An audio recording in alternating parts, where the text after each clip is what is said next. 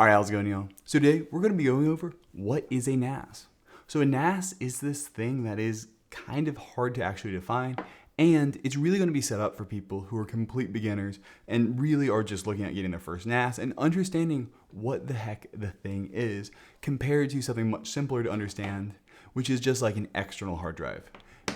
Because while they are very similar, they are also fundamentally completely different. And this is going to be set up for pretty much anybody, regardless of computer understandings. And so it's probably not the best for more advanced users who already really know what is going on. So what I have to my left of me right here is a Synology NAS. And quite simply, a NAS is storage that is available over the network. NAS stands for Network Attached Storage. So that is basically just storage, just like an external hard drive, that is available not over like a USB protocol where you actually just plug it into your computer, or similar thing with like an internal hard drive of your computer. A NAS is actually something that you can access over the network. So Wi-Fi or wired Ethernet are the two different options you've got. But in reality, any NAS you buy is going to be able to do so much more than that. And they are incredibly powerful tools, but have their own individual learning curves, because a NAS is not just like an external hard drive, because a NAS is actually its own server. Any NAS you buy is actually a true server. There is a computer within this box right here that actually manages the storage itself, and your computer and the computer in the NAS talk to each other whenever they're exchanging files. And so that computer in there can do so much more. It allows you to start basically recreating your own Google Drive, recreating your own Apple iCloud, recreating your own photo library. There are so many powerful tools that a NAS can do, but at its simplest, it's just storage that you or other people who are on the network can all access at the exact same time. So the closest thing that most home users have gotten to a NAS is probably your standard office file server. If you've ever worked at an office and everybody mounts the same drive letter, so maybe it's an S drive, and you're able to read and write files on there, and if somebody else saves a file on there, you can see it as well. That is actually a NAS. That is actually the most basic form of a NAS, and it's something that's been around since the 90s. That protocol is called SMB. You're going to see that thrown around a lot, and SMB is the most basic way of accessing files on a NAS. If we look on my computer right here, on the far right hand corner, we can see that there are 3 different shares that are all mounted. And in macOS, they kind of show up with this icon. In Windows, they will show up as a drive letter or as folders as well. It's just kind of the interface that's shown. And these are all different folders that I have mounted via SMB. So if I double click on one of these, we will see right here that these are files that are not stored on my computer, nor are they stored on any internal drive or external drive that's hooked up to it.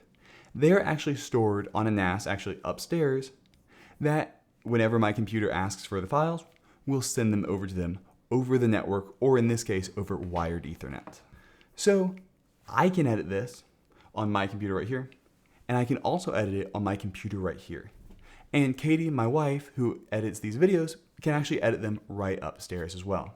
So that is actually where NAS originally came from. It was essentially a hard drive that everybody could edit at the exact same time, all over the network, which is great. So if you want to be able to save a Word document and have your coworker be able to read it without sending them an email, it's awesome. It also means that you can start having family photo albums where everybody can just dump their images and anybody can read them. And so right here, this is the most basic form of a NAS, where it still feels and looks a lot like a hard drive. It's just hooked up over the network rather than hooked up over USB.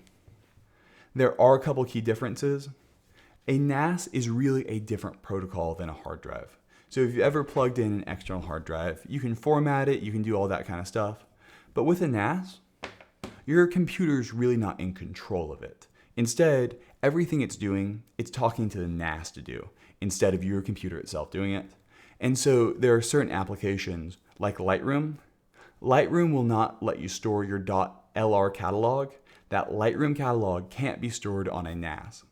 Your raw files can be, but the actual catalog cannot be because Adobe will not let you. And there's a few other programs like that that do that, but 99.9% of programs work totally fine on a NAS. And so that is the super basics of where a NAS came from. Now let's take a quick look at a pretty somewhat standard NAS. And a NAS has a few different key components to it that make it different from a regular hard drive. The first thing you'll notice is this does not just have one bay. There are actually, in this case, I think 5 bays up front. Yeah, this is the 1522. Yeah. So this NAS has 5 hard drive bays up front. And most NASes you will buy will have the big 3.5-inch hard drives. So this guy right here.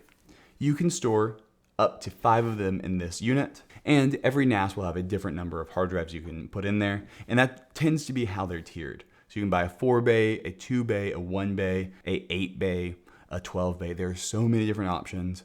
Every NAS, that is one of the key components to it, is how many hard drives it can fit. And so if I open up one of these slots, maybe one with a hard drive in it, you can see that it's just a hard drive that you can buy right off the store and plug it directly in. One difference is if you were to plug 5 hard drives into your computer, you would see them as 5 drive letters, most likely. So you'd have 5 different hard drives that you could all dump data to. One thing that is not technically unique to a NAS, but is very linked to it, is called RAID. So essentially every single NAS you'll purchase has an option for what's called RAID and is actually what you're going to most likely use.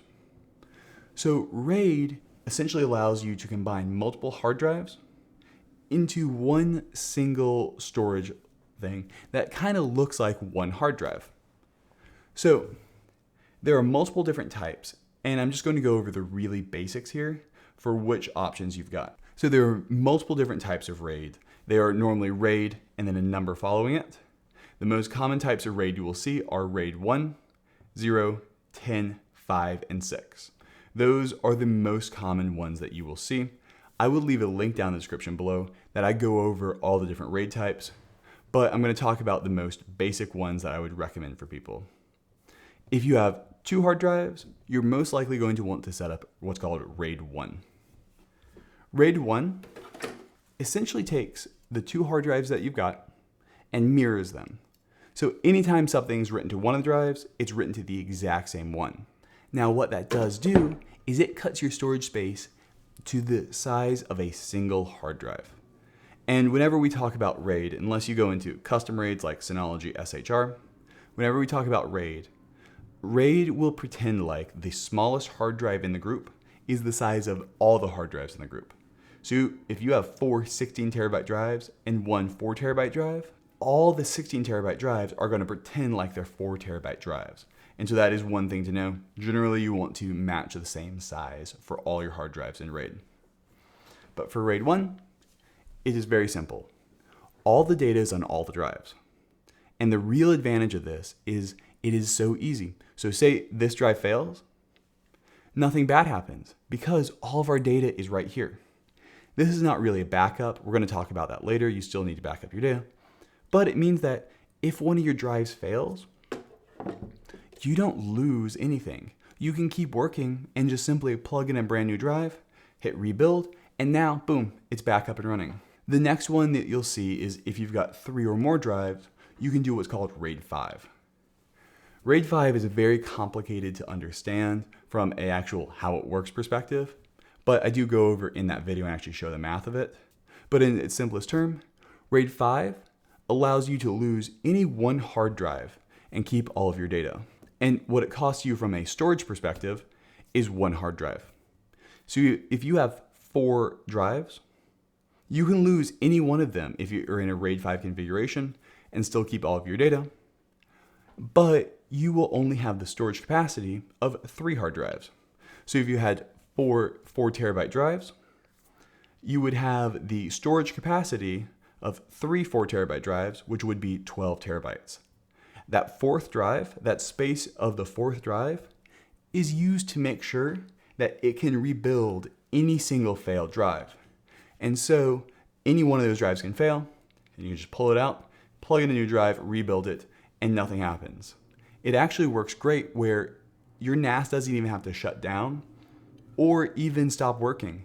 So it's great for offices where you don't want a hard drive to take out your entire file server for a day. So if you've got RAID and a hard drive fails, nobody even notices except the IT guy who hopefully gets an email. Everybody else just keeps on working, and once you finish repairing it, everything just continues on. You can actually keep working on a RAID that is degraded. Degraded means that one of the drives has failed. The next one I'm going to talk about is RAID 6. RAID 6 is basically RAID 5, but with 2 drives. So you can lose any 2 drives in a RAID 6 array, and you will still have all of your data, and you lose 2 drives worth of space. I'm not going to go into too much more here. That's the gist of it. They also do have some performance improvements. So if you know a hard drive can be kind of slow, but if you get 8 hard drives in a RAID 5 array, they can actually be quite quick because you're not just reading to one hard drive. You're reading from the 7 hard drives, and that last one's used for parity. And so it really increases your overall sequential throughput. And so that is a really key component about a NAS is RAID. You don't technically have to use it, but I really recommend it for pretty much anybody who's getting their first NAS. That's actually one reason why I recommend if you're going to buy a NAS, try to buy a 4-bay NAS instead of a 2-bay NAS for your starter, and just put 2 hard drives in there. Because what pretty much all NAS manufacturers will allow you to do is actually expand the space later on by adding additional drives. And so a 2-bay NAS has to use RAID 1 if you want redundancy, which takes out half of your overall storage. But a 4-bay NAS can use RAID 5, which only takes 25% of your storage for redundancy. And so it can be very valuable to have that. All right, but that's going to be it for RAID. So essentially what a NAS is a little box that you talk to over the network that can combine multiple hard drives into essentially one hard drive. And I'm saying hard drives here, but most NASes also will support SSDs as well. And so that's one key component of a NAS, is it's basically the ability to take a bunch of drives worth of space and put it into one single place where you can add your files to. The next most important part about a NAS, especially for beginner users, is the brand of NAS you go with. So there are a few different NAS manufacturers who all have their own operating system. So not to go into super in-depth comparing the different companies here, I personally like Synology. I do a lot of work with those systems and I like them a lot. But the 3 best starter NASes for people who are just getting started are going to be Synology, QNAP, and ASUS Store.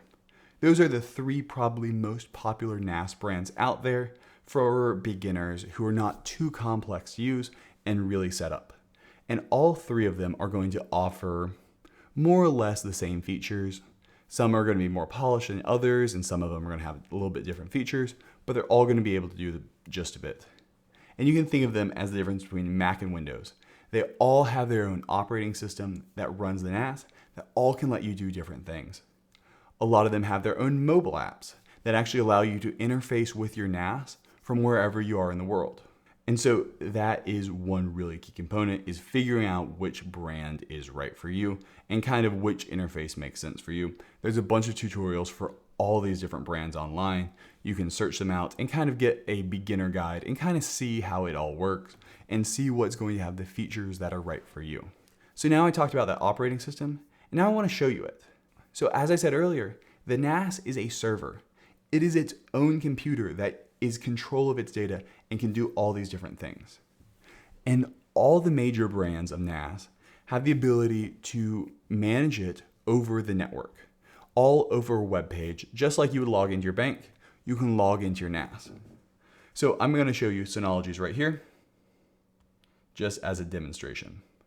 So we go ahead and we log in and we put in our username and password. All NASes will have you log in with a username and password. So now this is the entire interface where we can control the settings as well as add additional apps and features to the NAS. So this is its own server. So we can control all of its pieces. We can add new folders. We can change that networking protocol options. We can go ahead and actually set up some security settings. We can open it up to the internet so anybody in the world can connect to it, assuming they have the login credentials. You can also go into the package center, and there are going to be other apps that can expand the functionality beyond just the basic stuff. So as you can see, we are kind of controlling this all from our computer, talking to the NAS. So our computer is saying, hey, change this setting right here. So it's all stored on that NAS, and the NAS is what's actually creating this web page. And so this is where we can also, if we wanted to, we can see our files and even download them in some cases, depending on what you're doing. So that is a huge difference between an external hard drive and a NAS. Even for users of Drobo, this is a very different interface because Drobo, you would download an app to your computer. But whenever you're managing a NAS, you're not actually downloading an app to your computer. You are actually going over a web page and setting up from a website that the NAS is creating on your local network. So that's how you actually manage a NAS. We can also go in and see that storage, and this is where we can see the different RAIDs that are set up. So as I talked about, RAID 5 right there, and you can see all the drives. So a NAS is basically this box that allows you to see all the hard drives in it, combine their space, and control all these different settings. And so as you can see, it is a lot more complex, and it can do so much more than a standard external hard drive. So part of them having this complexity is it means you can also do a lot of great things. One of the best things that all three of those brands I mentioned earlier have is something called Snapshots. Snapshots are kind of like an undo button for your entire NAS. Say you overwrite a image. So say you were saving an image and you accidentally overwrote another image.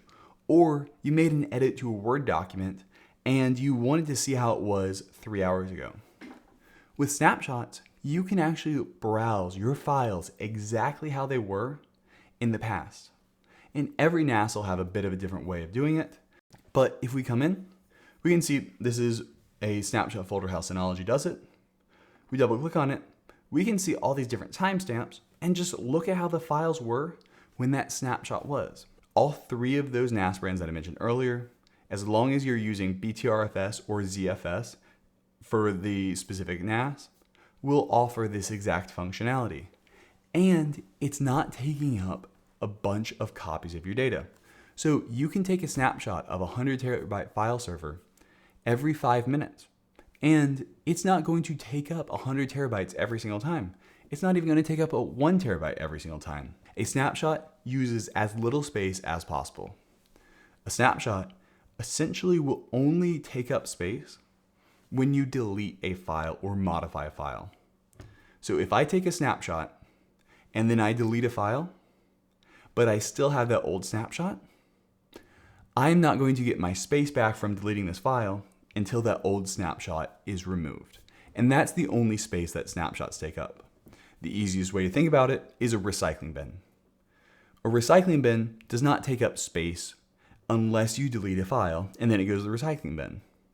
You can think of snapshots as very, very, very complex recycling bins that can let you do so much. That is one of the great features that NAS has to offer. Once again, technically computers can do it as well, but it's much easier to set up generally on a NAS. The next thing I'm going to talk about really quickly is backups.